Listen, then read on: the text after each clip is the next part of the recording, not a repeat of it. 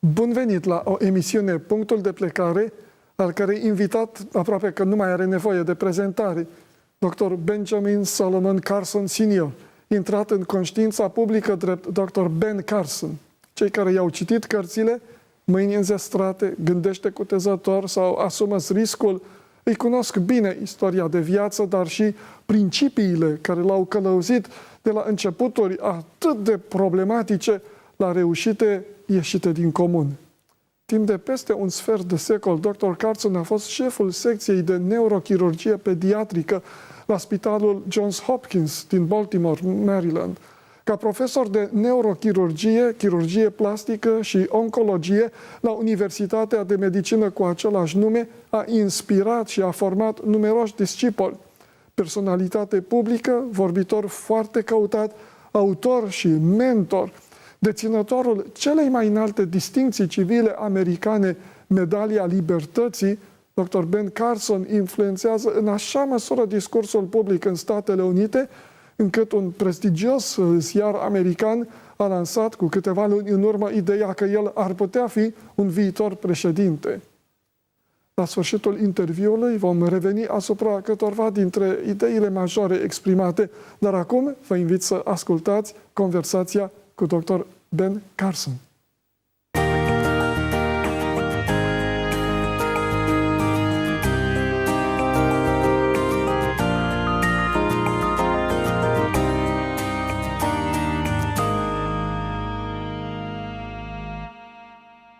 Dear Dr. Carson, it's a special privilege for me and for our viewers to have you in my program. Welcome. Well, thank you. I'm delighted to be here.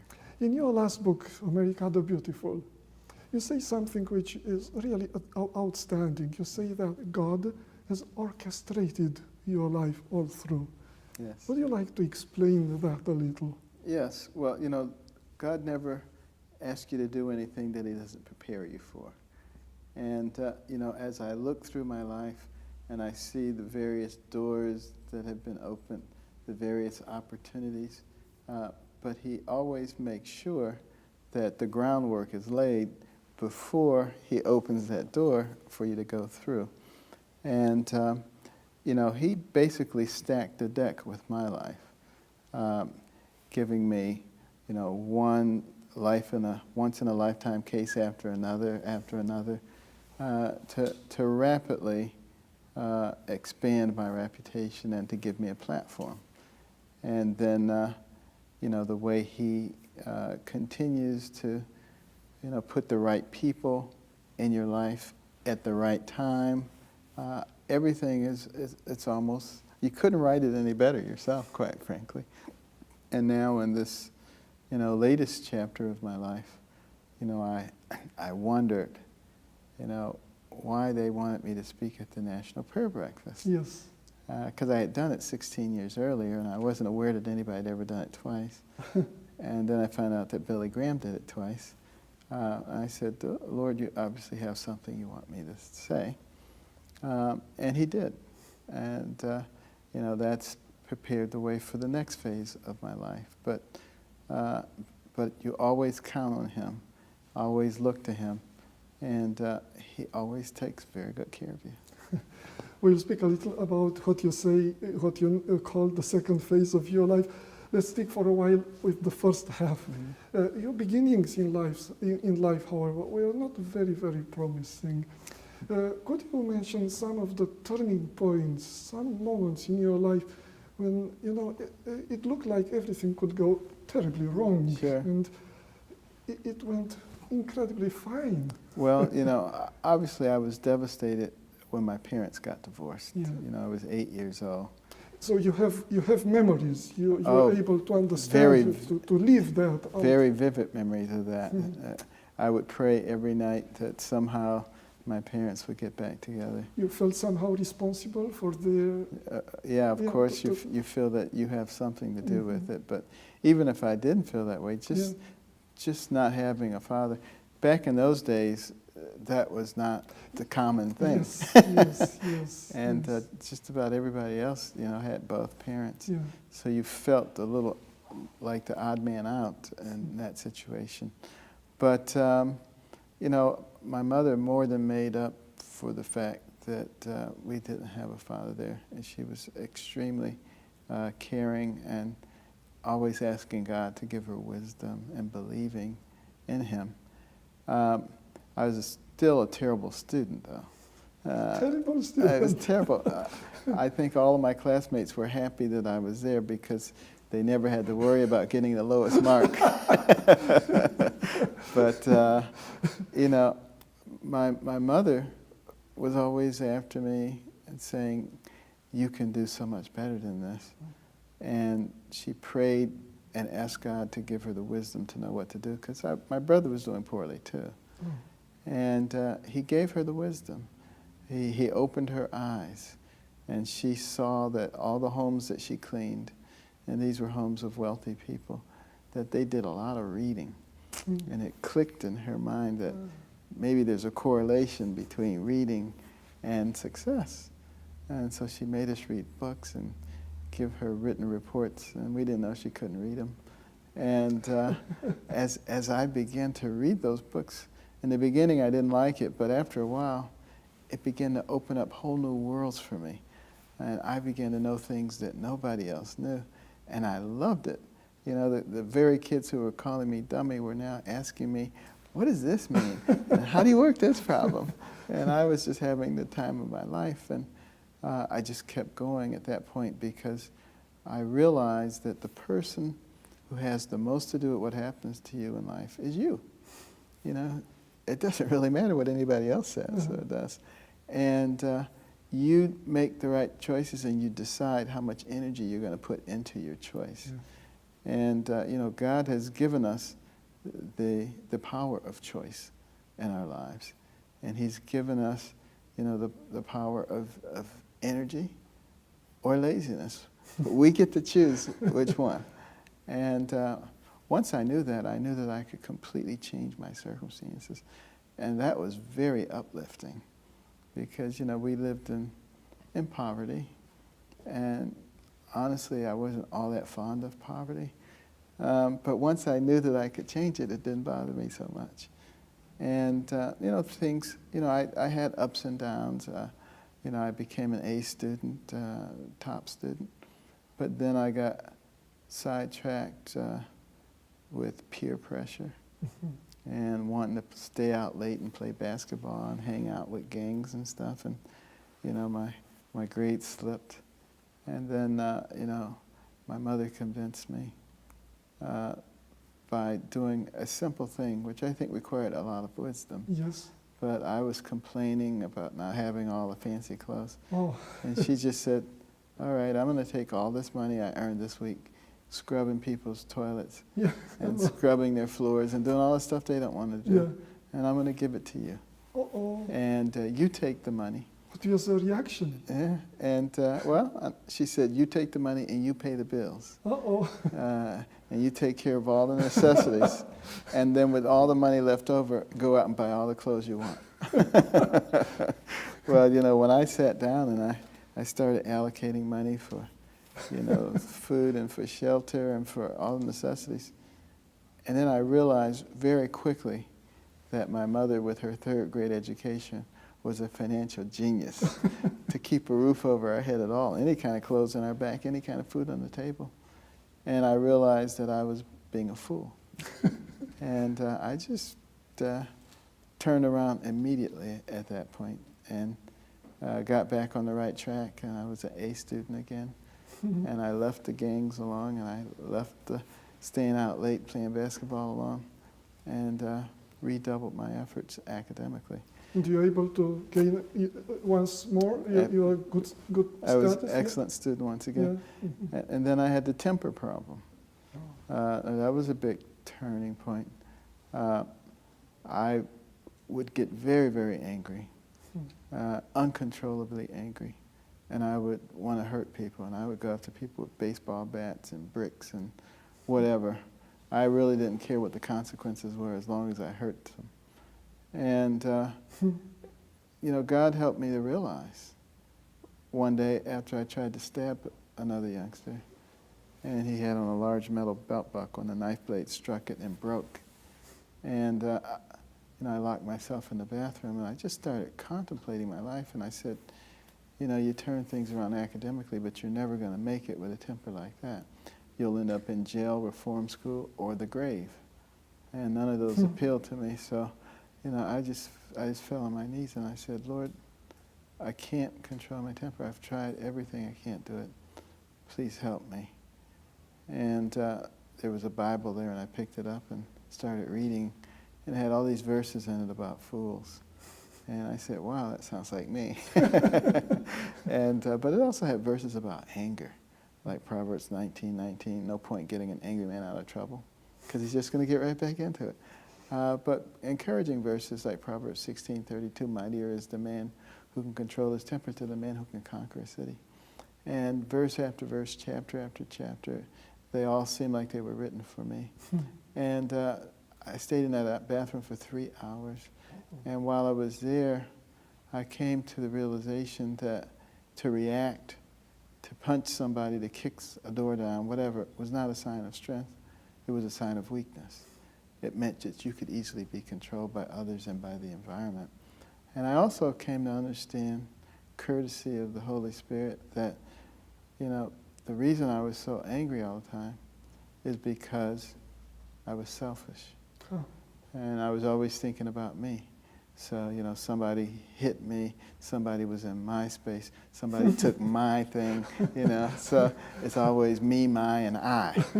And I realized that if you move out of the center of the circle so that everything isn't about you, it's much easier to control yourself. What was your age at that time? I was 14. You were already 14? 14 at that time. So and that was a changing point in my life. Plenty of strength without God's providence. Right. And particularly in the environment where I was, with a temper like that, very likely that I'd be dead now. But I came to understand that day that God is a nice individual and somebody that you can really turn to in a time of need. And I adopted him not only as my earthly father, but my heavenly father. And has been both of those to me ever since that time. So I think we could compare that to some degree with Peter's experience in denying the Lord, and he wept bitterly.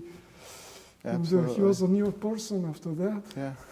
And you come to recognize that with God all things are possible. And later on as a neurosurgeon, I came to understand that it wasn't me that was doing all these things. It was him. And I just made the commitment that he would be the neurosurgeon and that I would be the hands. And once I made that commitment, all kinds of amazing things began to happen and are still happening. So that's also incredible. You tried to use the blade to kill someone, and you finished, you end up using a blade to save numberless lives. Exactly. That's incredible. That's the way God does things, doesn't he? He uses the simple things to confound the... So how early in life the idea of becoming a physician?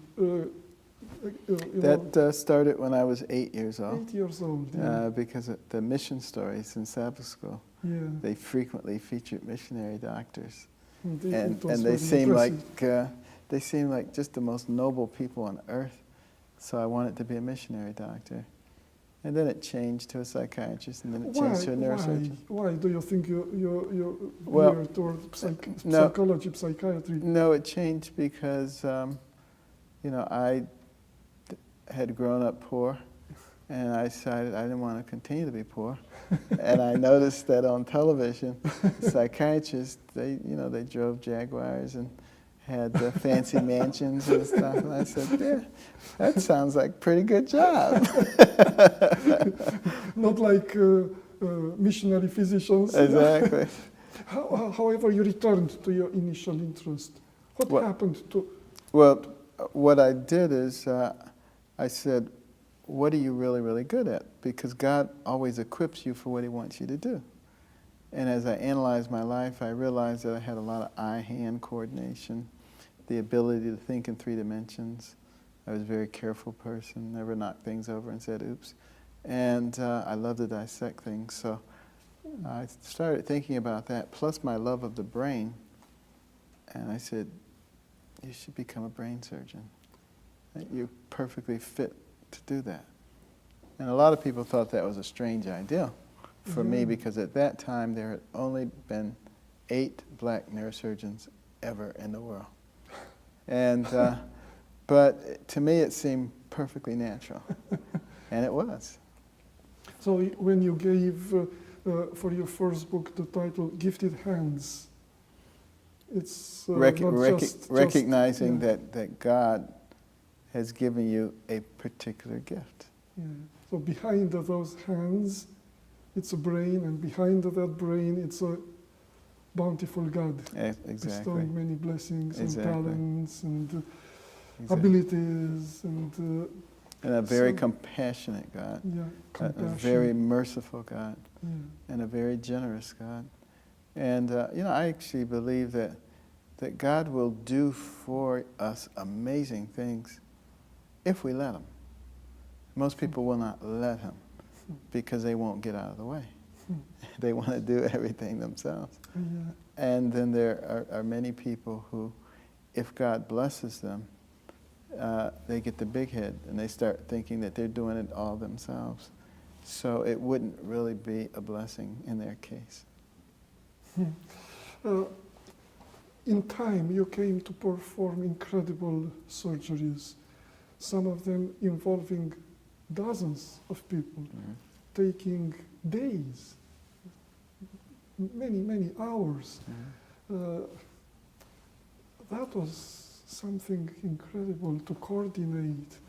Oh, it was. To solve unexpected problems all along the way.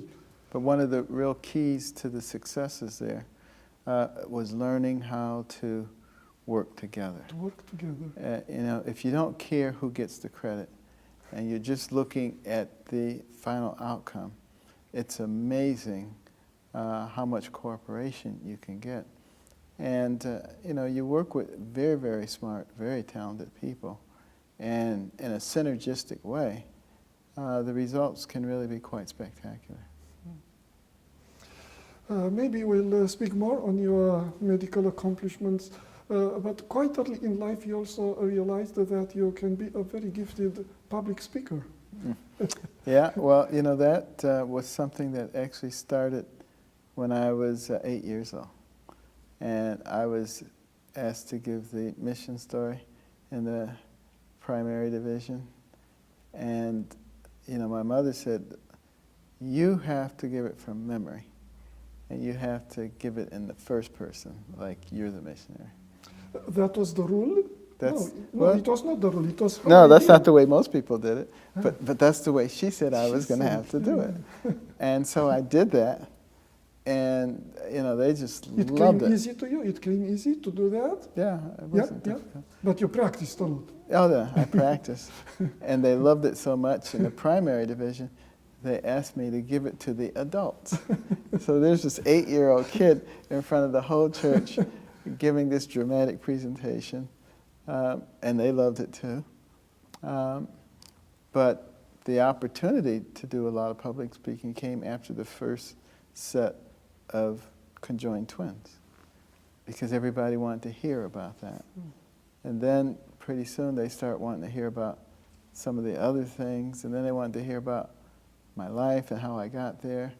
And the next thing I knew, I was doing a lot of public speaking. You're an outstanding neurosurgeon. You trained thousands maybe of students in different ways. You wrote books. You got medals of merit, the Medal of Merit of your country. You have incredible accomplishments. Looking into retrospect to what you have already said, the first half of your life, what brings you the most sense of accomplishment, of satisfaction, of gratitude? Well, there's so many things that, Yeah. that do that. You know, I run into patients and patient families all the time because I've done so many operations. And they're doing well and they're so grateful. That brings me a lot of satisfaction.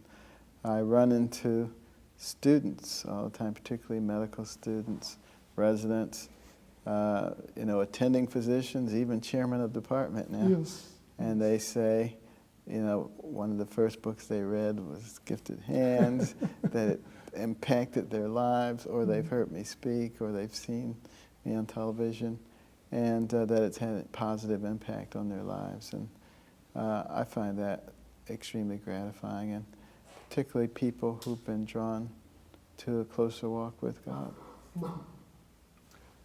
You count that as the most precious thing, Absolutely. to- Because to feel that God uses you absolutely to, to save other people yes. in every way, physical, mental, and spiritual. Well, we have to admit that Western societies today are not very inclined toward discussing religious and things like Right. that. And there are many barriers, and you know, we are aware that all the time people are watching us analyze every word, every nuances, every connotations. Right. Do you care much about that, or your I first don't. interest is to tell the truth? Right. I am very outspoken about my faith. Mhm. Always have been. You know, if you look at Proverbs 3, 5 and 6, trust in the Lord with all your heart, lean not to your own understanding. In all your ways acknowledge him, and he will direct your path. And that's exactly what he's done. And I always acknowledge him, no matter where I am, no matter what I'm doing. And I'm not ashamed of it. In fact, I recognize that that really is the source of all the success. What do you think gives a good platform to be able to speak for God? Because it's not enough to be bold. You have to have some qualities. You have to have some... Well, you some, also have to have, you know, the right opportunities. Mhm. You know, there's a lot of people, for instance, who are fabulous singers, but they'll never, you know, reach the Hollywood stage. Yes. Because they're not in the right place at the right time and they don't know the right people. And so, you know, there are a lot of outspoken people, but they don't have a platform. And that's not something that you can plan, quite frankly. That's something that is afforded to you. And you either take advantage of it or you don't. And I believe that, you know, God has given me the platform that he's given me for a reason. He gave me the career he gave me for a reason, because that career required a lot of out-of-the-box thinking and a lot of courage. And, you know, certainly getting into public issues requires the same things. At one point, you had a conversation, or I should say a debate with a leading atheist in the world.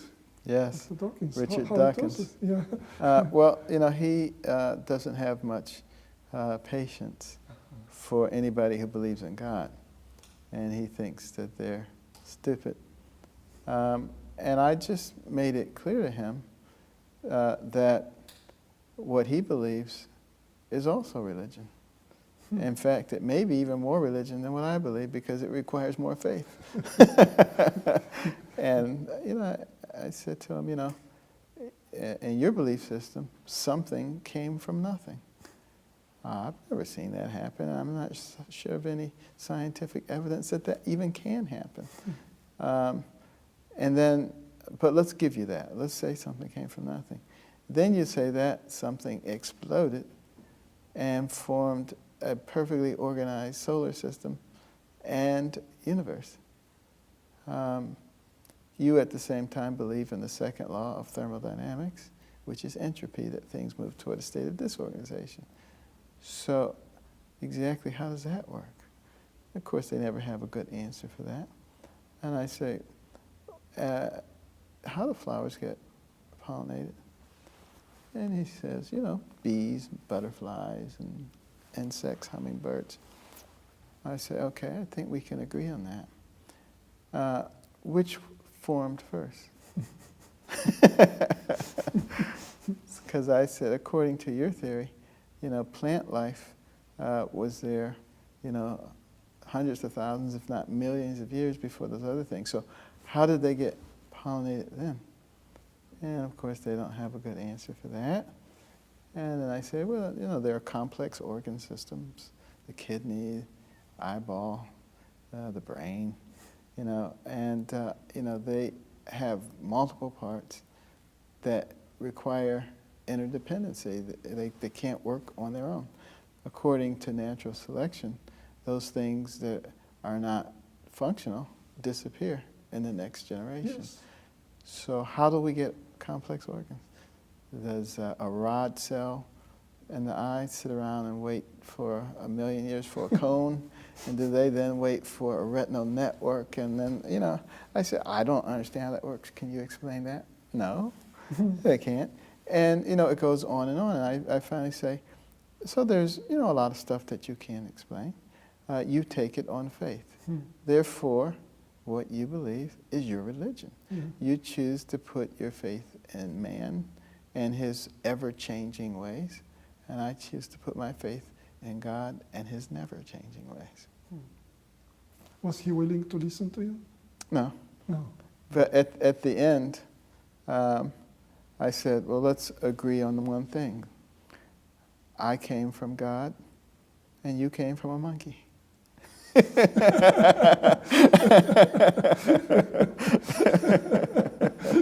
The audience found that quite funny. At one point in your late childhood, you became fond of classical music. Yes. How it happened, especially in your environment. Yes. I don't think there are many classic music lovers in your environment. And, no, there were not. Well, I wanted to be a contestant on a television show called GE College Bowl, where they would normally ask questions about science, math, history, geography. I was good in all those things, but they would ask classical music questions and classical art questions. So I had to teach myself. And I would go downtown to the Detroit Institute of Arts and to the art gallery at Wayne State University, and I'd roam through those galleries until I knew who painted them, when they were born, when they were died, what period it represented. I was always listening to my portable radio, classical music, Bach, Telemann, Mozart. And kids thought I was nuts. You know, a black kid in Motown listening to Mozart, you know, they just said, this guy is nuts.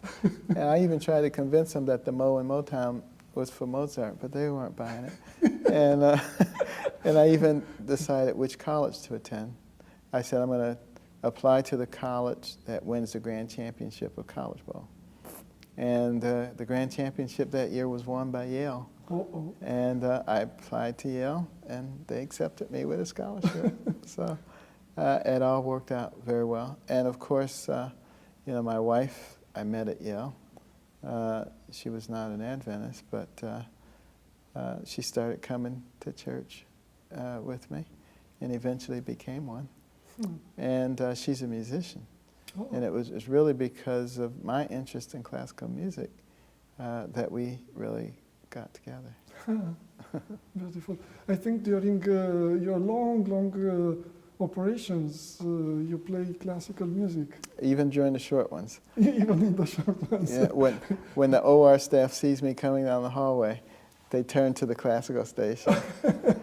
And then as soon as I get out, I don't have to go far before I hear it change. So you don't have many converts. It's okay though, I enjoy it, it soothes me. There are some studies saying that studying classical music and performing it's very arts calming. Is very helpful for the brain, for the development of the... Right, and they've shown that if you take plants and you play soothing classical music, plants grow toward it. They grow away from hard rock music. Dr. Carson, you grew up in difficult times, in a difficult environment, in poverty. You had to fight many disadvantages and obstacles. It was the time when the civil rights for the black people were, coming up little by little. A few weeks ago, there have been this big half-century celebration, and Right. it was your time. And at that time, not huge number, but many people from low origins succeeded beautifully. Right.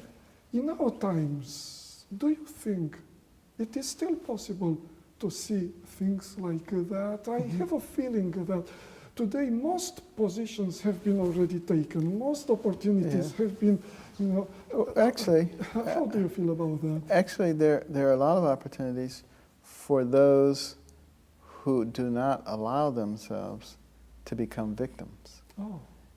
One of the things that has happened, particularly in the United States, is that we've gone from a can-do society to a what can you do for me society. And there are a lot of people now who have become dependent upon the government. And the government, in many cases, is trying to make them dependent because they can control their votes and various things by just promising them various goods and services, whether you can afford them or not. You just promise them to them. And, I'm very hopeful that a lot of people in the lower socioeconomic rungs of our society will come to understand that the opportunities are there. You develop your brain, you make yourself valuable, people will beat a pathway to your door. But no one can do that for you. You have to make the choice to do that on your own. Well, I think we also need to be a little cautious. Not everyone, applying himself or herself, using the opportunities, being diligent, being disciplined. Not everyone will end up with the Medal of Honor. Oh no, well that's for sure. Yeah, that's for sure. Yeah, but they can still be successful. That was my question. Right. What would it mean in our times to be successful? How should we measure that? Well, I would measure success as being able to develop and use the talent that God has given you to make yourself valuable in your environment. You mean valuable to other people, to other people and to the society at large. See, I think that's much more successful than if you just have $1 billion in your bank account and sail around on your yacht and in your private jet all day and don't do anything for anybody. To me, that would be a very unsuccessful life. You mentioned that the Bible has been crucial in your early life. Have you been able to continue studying the Bible in your incredible busy life? Absolutely. I start every day reading from the Bible, and I end every day reading from the Bible. And I read it in between, too. This is not just a political statement, because many nice things, I fear, many nice things, ethical things, religious things are said today by people, visible people, as political statements, right. to push some buttons, to gain the confidence of a certain segment of the electorate, or, This is not a political statement. No, it's your life. Something that I have done since I was 14 years old. Something that I would continue to do until the day I die, God willing. It just has become a part of me because, as it says in the book of Psalms, thy word is a lamp unto my feet and a light unto my path.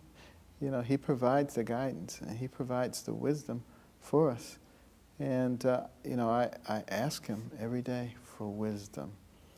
And I actually think God has a sense of humor because, the book of Proverbs, which I read every day, was written by Solomon. And he had my parents to give me the middle name of Solomon. Yes. So he must have known that I was going to resonate with the book of Proverbs. And also, when Solomon became the king of Israel, remember the first thing he did that made him very famous? 2 women came to him claiming to be the mother of the same baby. And what did he do? He said, divide the babies. And that's when I became well known, when I divided babies too. So I actually think God has a sense of humor. You also are very open about your participation, your commitment to the gospel as presented in the Seventh-day Adventist Church, which is a rather small church compared to some others. I have in mind a person of great talent, great eloquence. At one point he said, "Oh, I would have been a great man if it were not for this small church." Let me ask you, how it is for you? This church has been something to keep you small or to help you be big, important? Well, I think the relationships that I've had in the church, the fellowship, has only helped me to grow. You know, our Sabbath school class in particular, you know, we enjoy a lot of intense conversations about controversial issues. And that prepares me when I get hit by the media.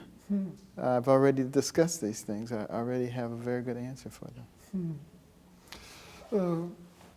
You mentioned recently you decided, I think it was quite painful, to put an end to your career as a surgeon, as a physician. And now you devote most of your time to public speaking and trying to influence other people. Do you think there is hope? One person, you say in your book, America the Beautiful, that you are registered as an independent. I didn't know that it's possible. It's an official category. Is there any hope for an independent, for a single person? Not getting the support of the lobby of this side or that side, not getting the interest of the industrialists or the unions, to be always between the two, getting the fire from both sides. In order to have maximum influence, Yes. one needs to have very strong connections. But the strongest connection there is the connection with God. And He is in control of everything. And, you know, what has been very fascinating to me is that, you know, I do a lot of speaking now. I'm in a different state almost every day. And the crowds are so large and so enthusiastic. And I talk about faith, values, common sense, the problems that the country faces, and logical solutions for them. Logical solutions. And that's what people are interested in. They're not interested in these, PhD economists who come up with all these fancy theories and nothing ever works and things keep getting worse. They're interested in good common sense. You know, if you've busted your budget, then stop spending so much. You know, and do things in a fair and equitable way. And everybody gets treated the same. What that would mean, because everyone would say, yeah, it's good to cut the budget, but you cut it. I mean, you take the loss, not me. Right, and that's why I advocated in the book that you cut the budget across the board. Nobody gets exempted because I used the example. I said, you know, if a family falls on hard times and they have 5 children, and dad comes in and says, I'm sorry, kids, we're going to have to cut everybody's allowance, except John and Susan. They're special. We're not going to cut theirs. I said, how do you think that would go down? It doesn't go down very well. And, you know, you just have to use logic in the way you do these things. That's a favorite word of you, logical politics. Exactly. I mean, logic, not politics. Yeah, because that would be oxymoron. There's no logic in the political sphere because they're all jockeying for position and for what's good for them as opposed to public policy. To some degree, you say that today's politicians have departed from the original idea, what would mean to be a representative of the people. Yeah, well, people have completely lost sight of what their goals are, and they've become interested in how they get reelected, How do they increase their power base? It's particularly bad in the United States because we have a three-part government, the legislative branch, the judicial branch, and the executive branch. And the reason that it was set up that way is so that you have checks and balances.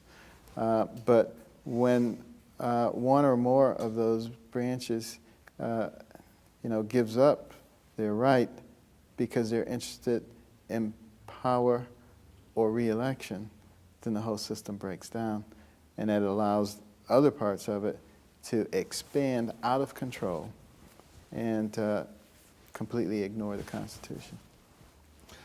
Some political forces say we can't withdraw the support for the needy, for the poor, for the disadvantaged. And that sounds very nice from a Christian perspective. However, is that workable? It's eminently workable. And what I say to people all the time, the reason that churches and many of the other nonprofit groups are tax exempt is because they help people in their communities. That's what should be done, and we should encourage that. But anytime the government takes that on as their responsibility, they go broke because it's impossible to do that. So you have to, use common sense. Once again, are there adequate resources to take care of the poor? Of course there are, if people are willing to share them. And that's what needs to be emphasized, learning how to be compassionate and how to share with your fellow man. As Christians, we find difficult to get the balance, because even in the words of Jesus, at one point he said, "Who put me a broker of justice between the two of you, two fighting brothers?" On other times he said, "You have to free the slaves, you have to restore justice." And you can't restore justice, you can't free the slaves just by preaching, because slaves have chains. Right. And you have to enact policies. And you have to fight those who keep people in chains. It's not just, oh, would you please? But you teach people, you have to teach people how to break their chains. Yeah. For instance, if you look at some of the poor African American environments in America, which seem to be getting worse, you have to teach people to turn the dollar over in your own neighborhood 2 or 3 times before you send it out. That's how you create wealth. And then you have to teach people how to reach back as they are becoming wealthy to bring others along. And that's the kind of thing that made the Jewish community, that made the Korean community very financially successful in our country, learning to turn that dollar over. These are lessons that have to be taught. This is what a wise leader does. A wise leader does not say, the reason you're poor is because that person is rich, and try to create a lot of friction between them. So on one hand, we have to teach everyone responsibility. Right. Yeah? On the other hand, to teach everyone to give according to the possibilities. Right, and that's the reason at the prayer breakfast I talked about a taxing system based on tithing. Yes. Because who's more fair than God? And he says, if your crops fail, you still owe me tithe. From that little. And if you have a bumper crop, you still owe me tithe. And he doesn't say you owe me triple tithe, he just owe me tithe. Because the system automatically takes care of itself. You make $1 billion, you give $100 million. You make $1, you give 10 cents. It automatically takes care of itself. As soon as you start altering it based on how much you think somebody should give, you place yourself in the position of God, and you say you know better than he does, and you don't. And that's why it becomes very confused once we start doing that. So you think people coming to listen to your speeches and lectures, do you think they grasp it, they like it? Oh, absolutely. Yeah, they come to speak to you. Oh, yeah. Do you see some of them, making changes, because you can't reform others before you you reform yourself. Oh, I'm sure it has a very, very good impact, which is why, you know, my popularity continues to increase, even though many of the secular progressives have done everything they could possibly do to shut me up. But now they don't so much because they realize that every time they attack me, it makes me more popular. Recently, you began writing a column in the New York Times, Washington Times. Yeah. What's the purpose, and what kind of messages do you place there? Basically, the purpose is to put another point of view out there, a point of view that is more people-centric than government-centric. And, you know, you realize that there will be people who disagree with you, and that's okay. That's fine. I say if two people agree on everything, one of them isn't necessary. and what we have to do is, you know, promote civil dialogue. You know, it's okay to disagree. Talk about it. That's how you reach agreement. You don't reach agreement by demonizing the person with whom you disagree. Yeah, people are very used to get offended, to find a reason to attack you, to vilify you, not really paying attention to the message, to the big picture. Exactly. Yeah, we have to do that, always do that. And by bringing that message consistently, I think it can have a very powerful effect. Dr. Carson, a last question. Our time, unfortunately, is up. You have seen many things, you have done many things, but now you look into the future. Do you have a strong hope that, we know as Christians, that it will be just God to bring, you know, complete solutions, complete renewal of society? But do you have confidence that when selflessly and logically we use our powers, we use our influence toward what we are sincere believing, we can accomplish something, or it's a lost battle from the beginning? It's definitely not a lost cause. It's not a loss. Definitely something that we should work toward. I would be delighted if Christ returned tomorrow. But in the meantime, I think, you know, He equips us and He opens doors and gives us opportunities to live the gospel and allow Him to affect others through us. Dr. Carson, I'm very privileged to have been able to have this conversation with you. My pleasure. Thank you very much. And Thank may you. God continue to guide and to empower you. Thank you. Thank you. All right.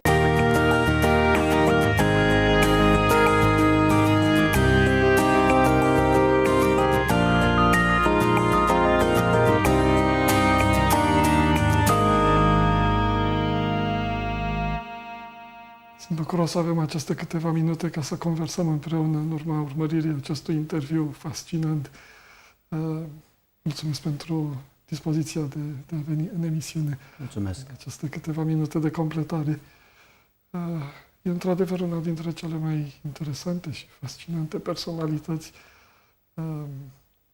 Ar fi foarte interesant, fiind de o specialitate înrodită, să vorbim puțin despre dimensiunea aceasta, dar probabil că timpul nu ne-ar permite și să ne concentrăm asupra celor aspecte care reprezintă o valoare pentru fiecare dintre noi, nu doar pentru branșa îngustă.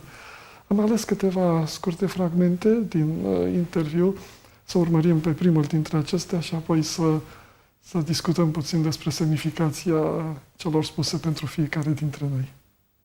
And I just made the commitment that He would be the neurosurgeon and that I would be the hands. Interesant. Eu voi fi neurochirurgul, Dumnezeu va fi neurochirurgul, eu voi fi doar mâinile sale. Poate că și titlul primei sale cărți, Mâini dăruite, mâini înzestrate, reflectă această înțelegere. Cum, ca practician medical de mulți ani și cu multe alte ramificații, cum simțiți, cum răspundeți la această afirmație? Dumnezeu este medicul, eu sunt mâinile sale. Da, este o personalitate extrem de complexă care trezește admirație și dorința de a limita cum poate să ajungă cineva dintr-un mediu atât de sordid și neprielnic la culme atât de înalte? Cu siguranță că sunt valori moștenite și valori dobândite. Copilul acesta, într-un mediu ostil, chiar începând să alunece către pierzare, A fost la un milimetru. Da, descoperă cu ajutorul mamei sale, care era aproape analfabetă, că are în sine niște valori extraordinare și purcede cu o capacitate de muncă extraordinară să cultive aceste valori și mai ales își dă seama că aceste valori sunt sădite cu un anumit scop. Bineînțeles, împrumutând din valorile părinților săi recte a mamei sale. El chiar spune, în urma divorțului părinților, l-am transformat pe Dumnezeu în tată ceresc și tată pământesc. Și tată pământesc. Da. Foarte interesant. Un stigmat, cel mai neprielnic mod de a începe viața, de a resimți viața, este transformat într-un avantaj extraordinar. Avem nevoia de afirmare sădită în noi, în sufletul nostru, de Creator. De ce oare suntem creați în felul ăsta? Pentru că există nevoie de slujire. Dar cei mai mulți în lumea noastră, egoistă, rapace, văd în nevoia de afirmare nevoia de strivirea celorlalți și nu de slujirea celorlalți.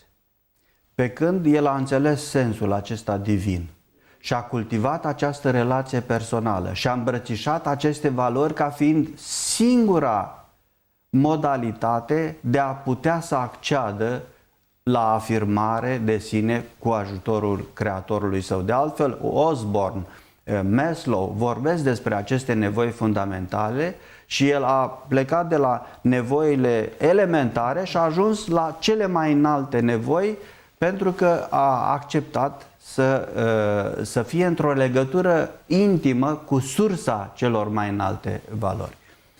Și aceasta chiar în profesii sau chiar în detalii.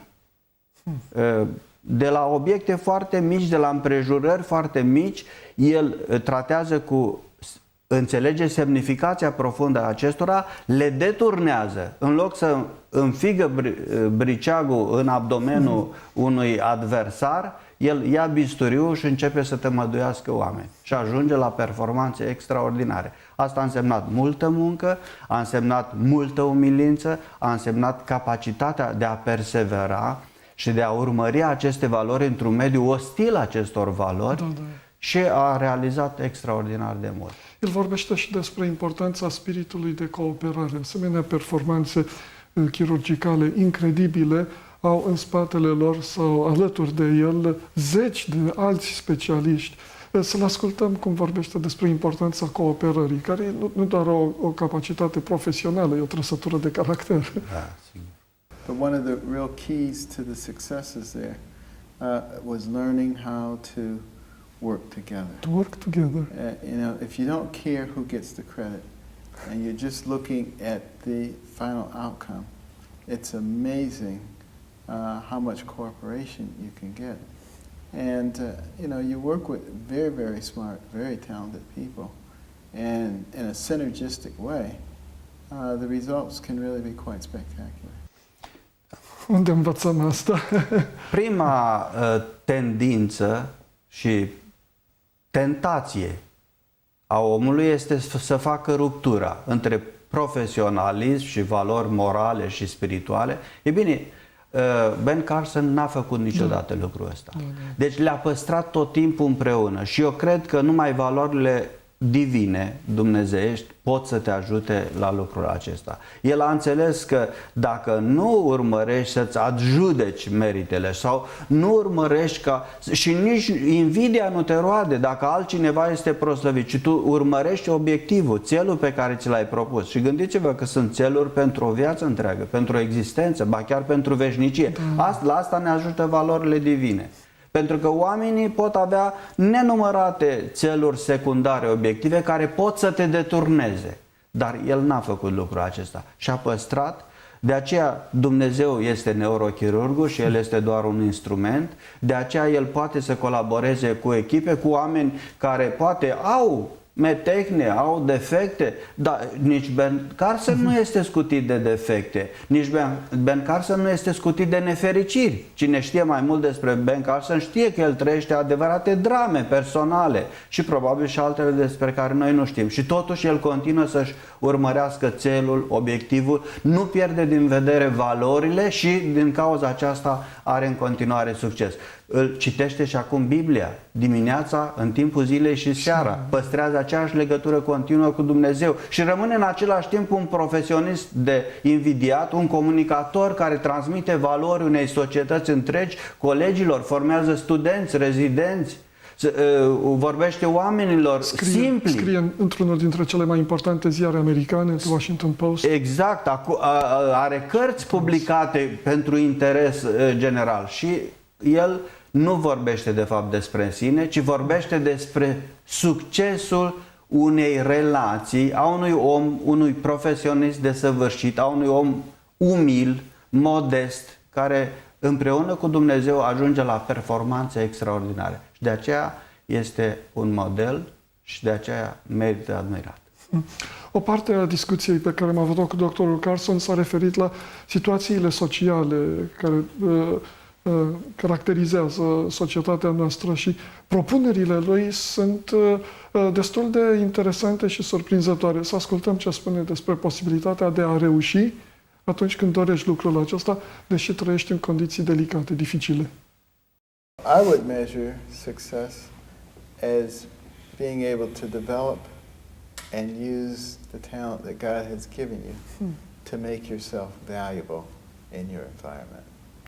Deci măsura succesului nu constă în banii pe care îi aduni, în faima pe care o atingi, în medaliile pe care le primești, ci în capacitatea de a-i sluji pe ceilalți, de a provoca fericire în celălalt. Cea mai mare fericire care ajunge până la urmă la tine însuți este numai aceea care vine prin intermediul fericirii, tămăduirii, vindecării celorlalți. Foarte frumos, să repetați asta, n-aș vrea să treacă. Dacă am înțeles lucrul acesta, că nu putem fi fericiți decât făcându-l pe celălalt de lângă noi fericit, pe copilul meu, pe soția mea, pe soacra mea, pe vecinul meu, pe colegul meu, atunci voi fi într-adevăr un om fericit. Sau vreau să scurt-circuitez, să fiu numai eu fericit într-o manieră meschină. Voi fi unul dintre cei mai nefericiți oameni. Ben Carson a înțeles lucrul acesta și își păstrează această valoare. Nu e întotdeauna comod. Presupune sacrificiu, presupune depășirea obstacolelor, presupune adversități teribile. Nu ești înțeles într-o lume care este egoistă, meschină, care are alte tendințe, alt curs. Tu ești întotdeauna împotriva valului și totuși împreună cu Dumnezeu poți să reușești și să rămâi un model. Este într-adevăr fascinant, așa cum ați spus. Ultimele cuvinte pe care le-am ales, ca să le discutăm într-un minut, care a mai rămas, se referă la decizia pe care fiecare trebuie să o ia, dacă să fie o victimă a sistemului sau să fie unul care să își asume răspunderea pentru reușita personală. Să ascultăm. Foarte frumos. You know, I'm very hopeful that a lot of people in the lower socioeconomic rungs of our society will come to understand that the opportunities are there. You develop your brain, you make yourself valuable. People will be a pathway to your door. But no one can do that for you. You have to make the choice to do that on your own. Alegere personală. Da. De obicei, noi găsim imediat un vinovat. Este proiecția. Este prima tentație a protopărinților noștri, femeia, șarpele, Dumnezeu în ultima instanță și asumarea într-o manieră adultă, nu într-una infantilă, într-una nevrotică, ci asumarea responsabilității, depășirea obstacolelor, ori de câte ori se ivește. Ne putem pune mâinile în cap, să ne smulgem părul, să ne sfâșiem hainele, sau putem pur și simplu să procedem la treabă. Haideți să vedem ce putem face, hai să găsim soluțiile și nu să insistăm asupra problemelor și obstacolelor, haideți să izbutim. Uneori și asta este extraordinar în cazul lui Bernd Carson, cele mai dezavantajoase circumstanțe pot fi transformate în cele mai mari oportunități și ocazii. Asta reușește un om care se atașează de valori, care iubește munca, care are convingeri puternice, care are o credință în Dumnezeu și care face din această credință un crez, o practică de fiecare moment, de fiecare zi. Mulțumesc foarte mult pentru participare. Am încrederea că mesajul acesta va lăsa urme puternice și ne va determina să luăm decizii și să le urmăm cu consecvență și cu putere dată de Dumnezeu. Mulțumesc foarte mult! Așa să fie.